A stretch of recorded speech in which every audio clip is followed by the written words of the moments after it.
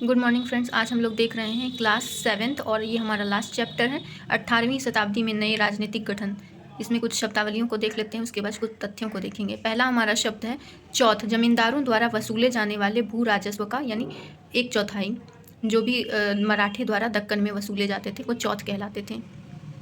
सरदेशमुखी, ये दक्कन के क्षेत्र में राजस्वकर्ता को दिए जाने वाले भू राजस्व का 9 से 10% तक हिस्सा होता था।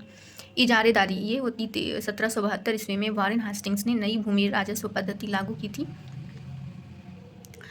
अगला है हमारा दल खालसा। जत्थों और मिसलों की जो संयुक्त सेनाएं होती थी उनको दल खालसा कहा जाता था। जागीरदारी, ये 13वीं शताब्दी के प्रारंभ में शुरू हुई थी और ऐसी राजस्व प्रणाली थी जिसमें किसी भूमि से लगान प्राप्त करने और प्रशासन की जिम्मेदारी एक अधिकारी को दी जाती थी। कुछ तथ्यों को देख लेते हैं। 1707 में औरंगजेब की मृत्यु हुई थी। 1761 में पानीपत की तीसरी लड़ाई। 1739 में नादिर शाह का दिल्ली पर आक्रमण। 1748 से 61 में अहमद शाह अब्दाली का 5 बार उत्तर भारत पर आक्रमण हुआ था। 1728 से 48 ईस्वी में निजामुल मुल्क आसफ जाह जो हैदराबाद की स्थापना की थी उन्होंने। 1722 में बुरहान उल मुल्क सादत खान अवध का सूबेदार नियुक्त हुआ। 1740 से 46 अलीवर्दी खान बंगाल पर शासन किया। 1572 में महाराणा प्रताप मेवाड़ की राजगद्दी पर आसीन हुए। 1699 में खालसा पंथ की स्थापना गुरु गोविंद सिंह द्वारा की गई। 1708 में गुरु गोविंद सिंह की मृत्यु हो गई।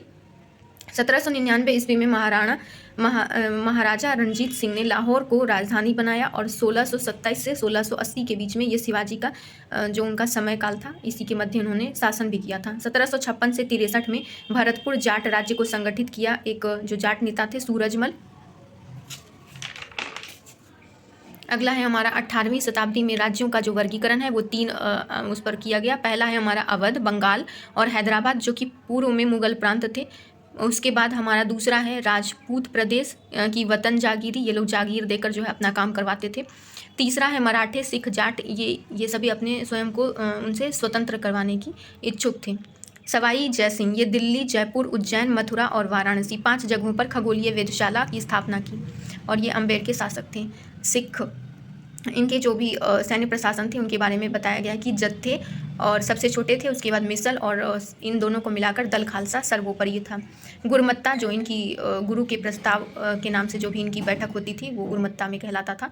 राखी व्यवस्था के अंतर्गत सिख शासकों ने किसानों की उपज का 20% कर के रूप में लेकर संरक्षण प्रदान किया और यहाँ पे जो है कुछ क्षेत्र जिनके अंतर्गत ये सभी आते थे, एक छोटे छोटे मतलब शासकों के रूप में इन क्षेत्रों में शासन करते थे। सिंधिया उज्जैन में, होलकर इंदौर, गायकवाड़ बड़ौदा, भोसले ये नागपुर क्षेत्र में थे। 18वीं शताब्दी का जो दीप का राजमहल है ये सूरजमल द्वारा बनवाया गया था। ये जाट नेता थे और बांग्ला गुंबद शैली में बना था और ये भरतपुर राजस्थान में अवस्थित है। कुनबी मराठा कृषक योद्धाओं को कहते थे और उमरा उच्च अभिजात वर्ग जो होते थे उनको कहलाता था। ये यहाँ पे 18वीं शताब्दी में जो 18वीं शताब्दी के मध्य में जो भी ब्रिटिश क्षेत्र था उसको दिखाया गया है। राजपूत ये उत्तर पश्चिम भारत में था, सिख ये उत्तर भारत में, अवध ये लखनऊ सब के आसपास के इलाके में और बिहार जो था वो बंगाल के अंतर्गत आता था। वहीं अगर दक्षिण में देखें तो हैदराबाद यहाँ सब जो है निजामों का शासन था। मराठा यहाँ पर जो है उसके अंतर्गत शासन चलता था।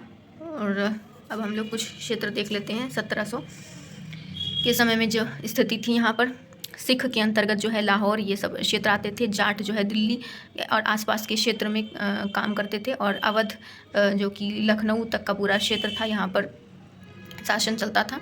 और फिर उसके बाद बंगाल मुर्शिदाबाद राजधानी के रूप में थी और हैदराबाद में भी हैदराबाद से शासन चलता था और मराठा में जो है वो पूना से शासन चला करता था। तो इस प्रकार ये जो है हमारा चैप्टर समाप्त होता है। धन्यवाद।